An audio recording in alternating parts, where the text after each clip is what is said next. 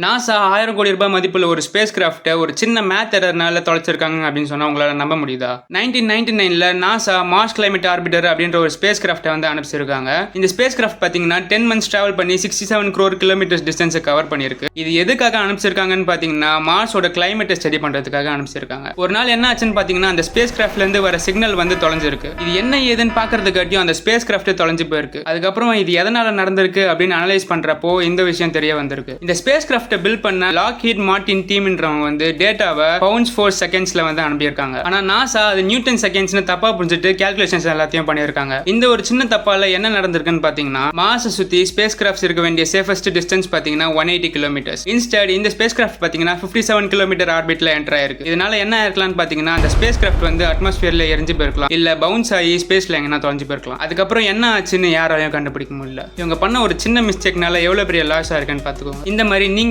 சின்ன மிஸ்டேக்ஸ் பண்ணி பெரிய அடி வாங்கியிருக்கீங்களா? கமெண்ட்ல சொல்லுங்க.